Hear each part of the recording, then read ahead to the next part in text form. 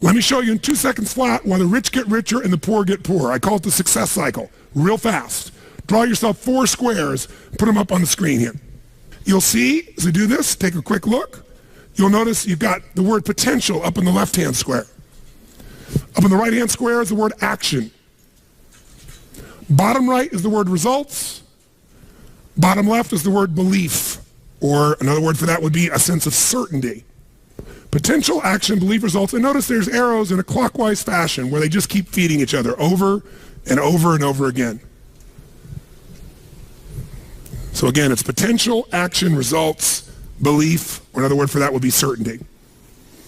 Now, did you ever notice how rich people tend to get richer and poor people to get poorer? And I don't just mean rich in financial terms. I mean people that are rich emotionally. Did you ever notice how happy people tend to get happier? And depressed people tend to get more depressed? How many have found this to be true? Say aye.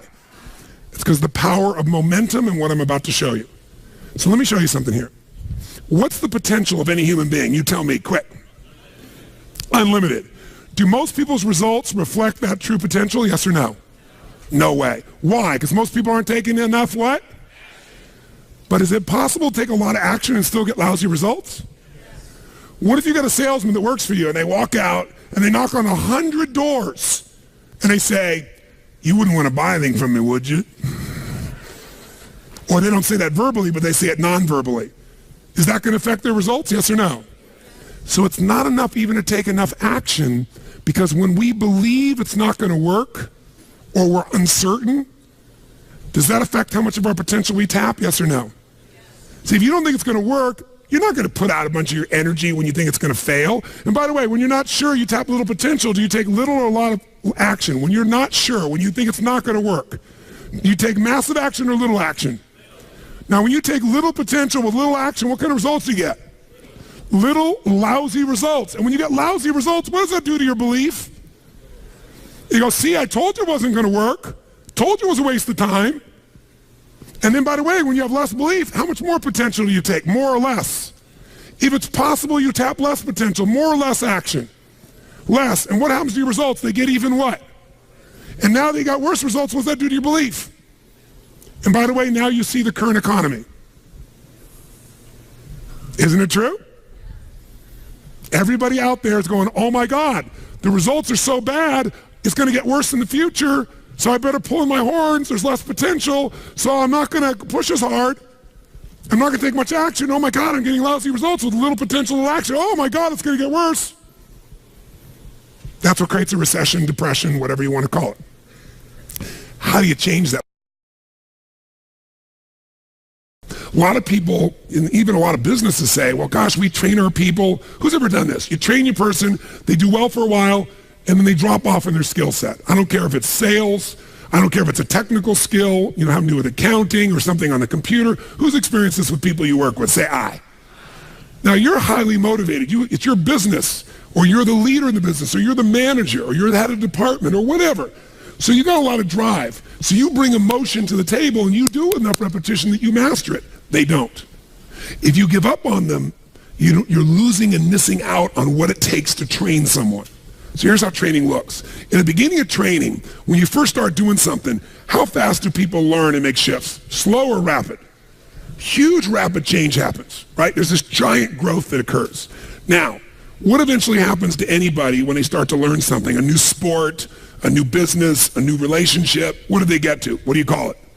Plateau. So think of it this way. Some people, their philosophy of life is dabbling. Here's what a dabbler does. They take on a sport like, let's say, tennis. And when they're brand new, they know nothing about tennis. They don't know how to hold the racket. They don't know how to swing. They don't know how to keep score. They think love is an emotion when it's a zero, right? There's nothing, right?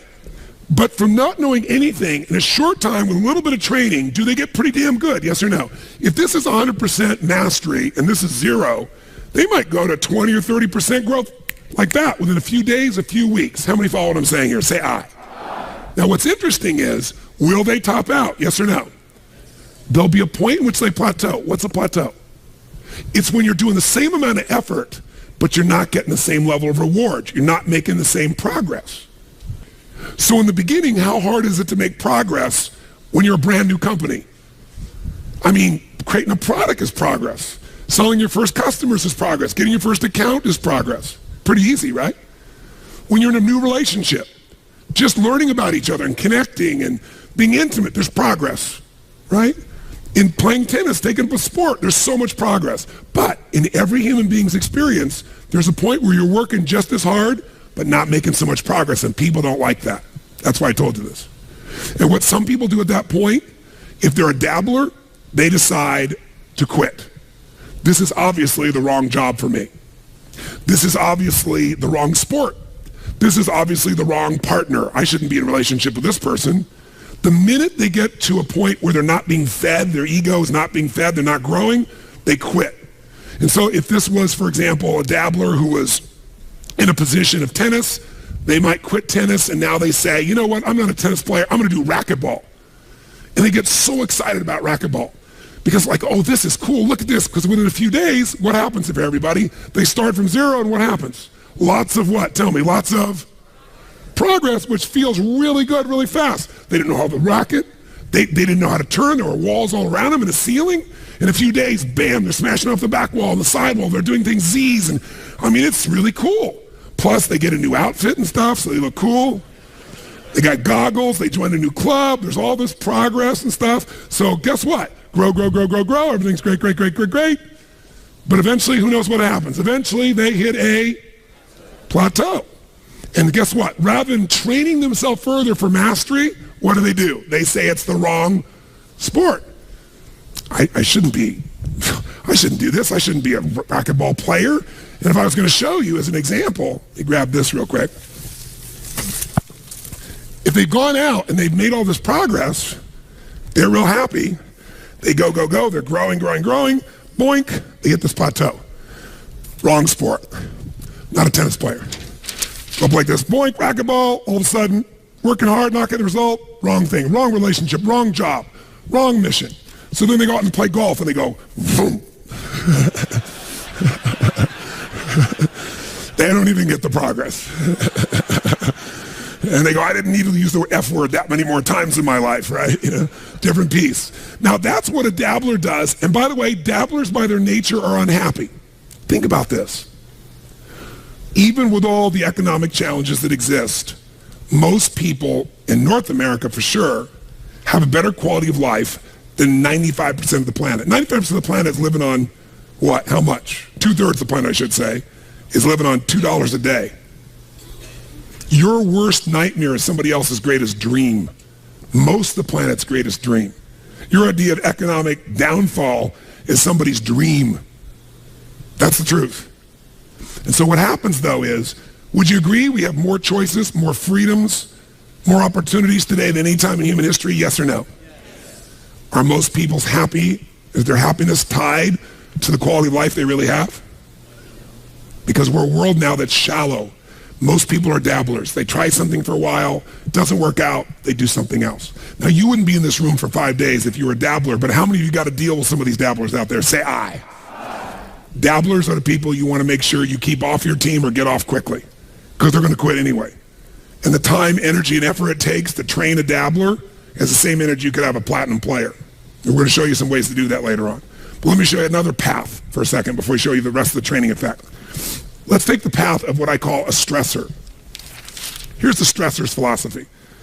I find the way. Who can relate to this? Say I. I'm going to find a way, I'm going to achieve it. So they take up a sport like tennis, and it goes like this, and they're doing really, really well, and it's going really good, but eventually, boink, they hit a plateau. Here's the difference. Does the stressor quit? Ever quit? Yes or no? Absolutely not. What does the stressor do when it doesn't work out? What do? Do they settle for it? What if they actually get a little worse for a short time? What happens? They really get stressed when they go, screw this, I'm going to find a way, I'm going to break through, I'm going to learn a book, I'm going to find someone, I'm going to get a coach, I'm going to make this thing happen, I'm going to find a way, I'm going to find whatever it takes to make this thing happen. Poosh! And they break through, ladies and gentlemen. Come on, they break through, ladies and gentlemen. Who knows what I'm talking about here? Say I. And by the way, they break through and all of a sudden they start making progress and they're so happy, and all of a sudden, guess what happens? Boink. And they go, damn. How could that happen? I've been working my tail off. I just had this breakthrough. I just worked through this thing. I just fought through it. But by the way, do they hit another plateau? Yes or no? So what happens here? Do they give up? Do they quit? Do they go, it's the wrong sport? What does the stressor do? They stress out. Shit, I'm gonna find a way. I'm gonna make this thing happen. I gotta make this thing. Come on, figure something out. Let's find this thing. I'm gonna work hard. I'm gonna make more calls. I'm gonna make this thing happen. And all of a sudden, eventually, what happens? Poof! Ladies and gentlemen, they break through again. Come on now.